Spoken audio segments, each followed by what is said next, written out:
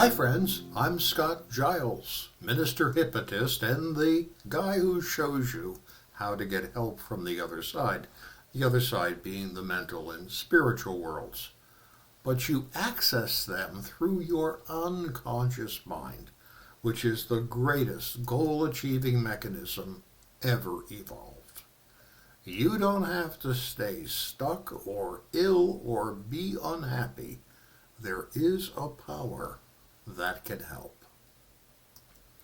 Well, as I record this, the new year approaches, and every year at this time, I engage in a process of self-reflection about the year that is drawing to a close. I've kept a journal since I was 15, and I've found that, for me, it's the ideal way, the ideal tool for mindful and reflective living. On one level, I make the year ending a fun time. We do watch the New Year's fireworks and drone shows. I send out New Year's cards, and I make a traditional Sicilian New Year's Day dish, which I learned as an apprentice chef. It's called linguine all'olio, and it's made with 30 cloves of garlic.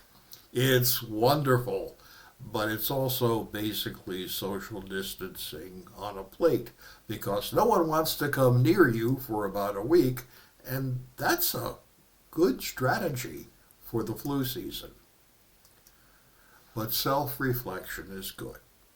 You may recall that as you were growing up, there was a time when all of your friends were pairing off. Then there was a time when all of your friends were getting into relationships, and then all of your friends were getting engaged, and then getting married, and then many starting families. Well, I'm 74 now, and so I'm at the time when people start to die, and that gives each passing year a certain poignancy.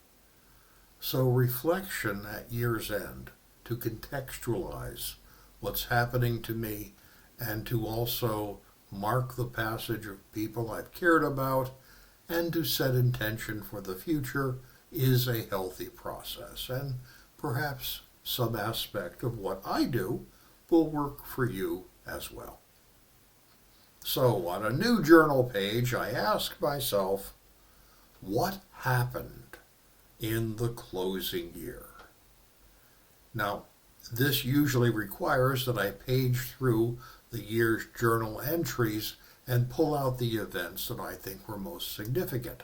A benefit of doing this process is that I can easily summarize my life's journey for personal reflection by just paging through the end-of-year reflections of previous years. And that can be fascinating.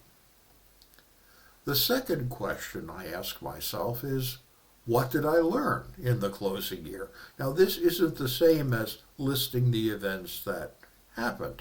It's listing insights, lessons, conclusions. In 2025, I've been studying the work of Richard Rohr and his theory about the two halves of life from his book titled Falling Upward. So I was able to use that as a template for listing the life lessons I pulled from my experience of the year.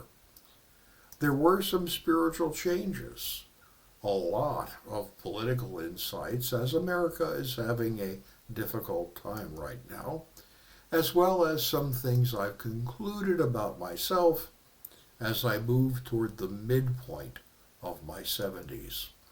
I appear to be doing a lot of simplifying.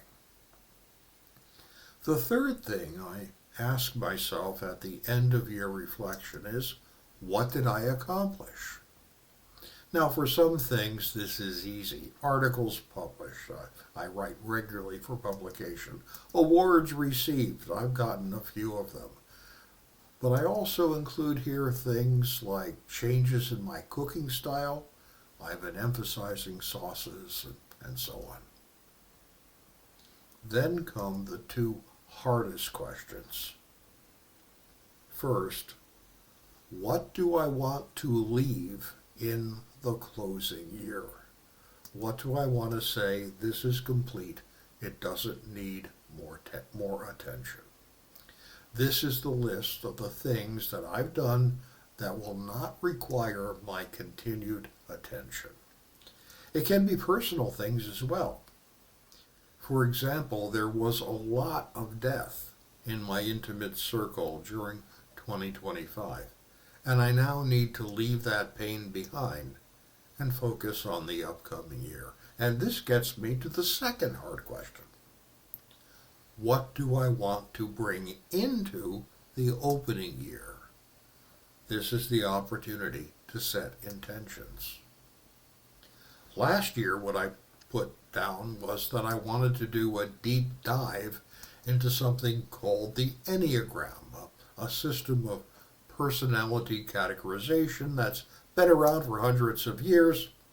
I've used the Enneagram many times before, but there have been some new studies and techniques, and I really wanted to explore them at an intense level, and I failed completely. All of the chaos that resulted in my life from the death of friends and close acquaintances pushed that aside. So in 2026, I intend to rectify that, and I've purchased the books and software to do it, and I'm going to do that deep dive into Enneagram theory. And then finally, I ask myself how I fared in the closing year, physically, mentally, and spiritually. I call these pacing reflections, as they give me a chance to step back from the press of duty and responsibility and take a more global view. In his book, The Apology, Plato recounts the great philosopher Socrates saying at his trial that the unexamined life is not worth living. I think that's a little strong, but I get the idea.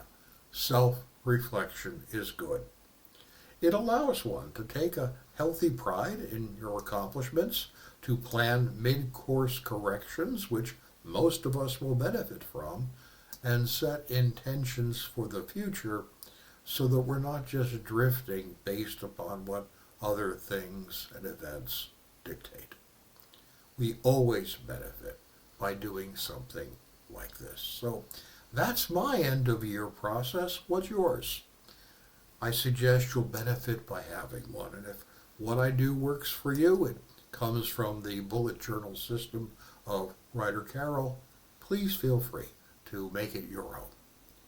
Thank you for your time and attention today. I'll be back next week with another talk on a different subject. If you're wondering if I can be of help to you, consider working directly with me. We can work in person or online.